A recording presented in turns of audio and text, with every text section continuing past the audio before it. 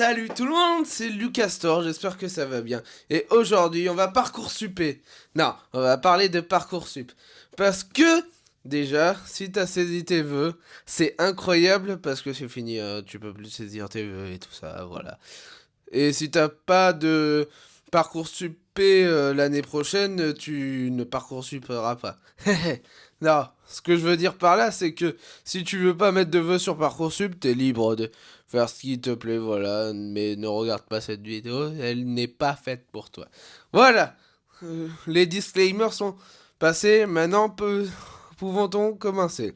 Déjà, ce qu'il faut savoir, c'est que jusqu'au 1er avril, tu peux saisir tes vœux. Non, tu peux pas saisir tes vœux, my bad, je me suis trompé. Tu peux compléter tes vœux.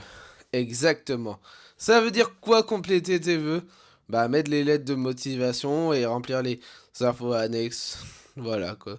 Ça c'est bon. En gros, t'as sélectionné tes vœux, maintenant tu dois les valider. Pour ce qui est bulletin et tout ça, ne t'embête pas, c'est les professeurs de ton établissement qui doivent faire ça.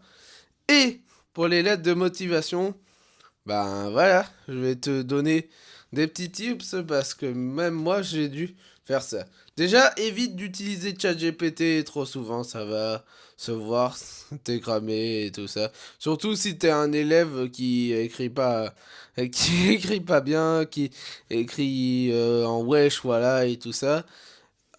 Si tu écris mes chers compatriotes, nous sommes en guerre et tout ça, voilà, ça va vite être cramé. Bon, après, c'est anonyme, hein, mais quand même, ils vont voir quand même les résultats comparés à la lettre de motivation. Tu verras que les résultats ne collent pas avec les trucs. En plus, ça se voit si c'est du chat GPT. À la place, écris ta lettre et après fais-la vérifier par chat GPT éventuellement pour les fautes d'orthographe. Qu'est-ce que tu dois mettre dans ta lettre? En premier, tu dois parler de l'établissement. Merci à être étudiant pour le petit tips, je mettrai le profil en description. Tu dois parler de l'établissement, en gros, ce qui...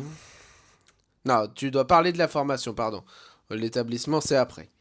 Tu dois parler de la formation, en gros, qu'est-ce qu'il y a dans la formation et qu'est-ce qui t'intéresse dans la formation, voilà. Ensuite, tu dois... Deuxième étape, tu dois parler de toi. Pourquoi toi et pas un autre? C'est la fameuse étape. Tu dois te valoriser en disant que tu as de l'expérience, par exemple. Si tu fais une formation, je dis des bêtises, boulangerie, cuisine, tu dis qu'avec ta maman, tu as cuisiné longtemps et tout ça. Pourquoi pas? Ou avec ton papa même, qui est peut-être boulanger et tout ça. Je connais pas ta vie. Voilà. Et en dernier, tu dois parler de la formation. Pourquoi cet établissement et pas une autre? Ouais, cet établissement, oui. La formation dans l'établissement, je voulais dire. Tu dois valoriser l'établissement, tu dois mettre que cet établissement. Même si t'as fait d'autres journées portes ouvertes, tu peux... Limite, tu peux dire j'ai fait des journées portes ouvertes, je sais pas, au lycée des Tuileries, ou... Voilà, je dis des bêtises, au lycée Arthur Rimbaud, par exemple. Mais ce lycée-là, c'est vraiment, je sens que c'est le meilleur. Bon, après, ne fais pas trop les jeux parce que ça se voit que c'est crade. Mais voilà. Ensuite, une fois que tu as fait ta lettre de motivation, tu la envoies à ChatGPT pour qu'il corrige tes fautes éventuellement et qu'il te l'améliore si ça ne va pas. Mais utilise pas trop ChatGPT. Tu mets la base et tu le donnes sur ChatGPT pour qu'il l'améliore, limite.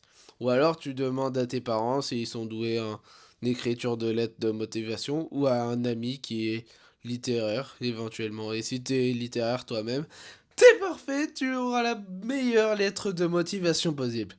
Sinon, tu peux toujours payer un scripteur pour qu'il écrive à ta place, mais après, tu vas dépenser de l'argent pour tes orientations.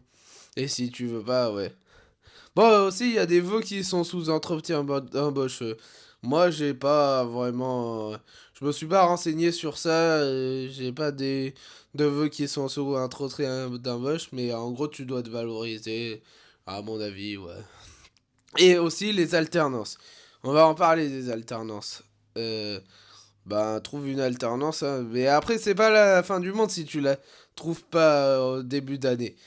Tu la trouves, euh, tu la trouves en octobre, c'est bon. Juste, tu seras en formation initiale au début et si t'as pas l'alternance, même si t'as pris la formation initiale, tu peux toujours demander une alternance. Ouais. Ouais, ouais. En tout cas, c'est comme ça que ça marche dans mon lycée. Voilà.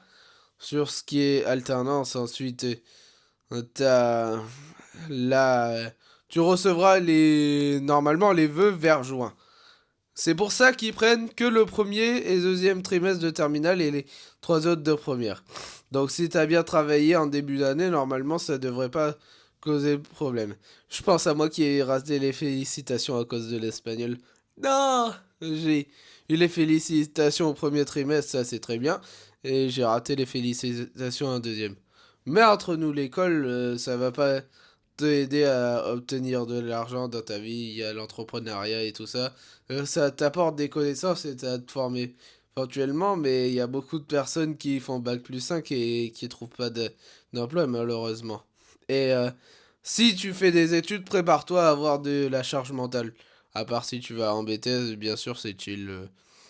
Voilà. Si cette vidéo t'aura aidé à écrire ta lettre de motivation et réussir ton dossier Parcoursup, n'hésite pas à liker, commenter, t'abonner, partager, manger des kebabs. Et je vous dis à très vite. Les produits sont toujours disponibles sur la marque castor.us, enfin sur le site.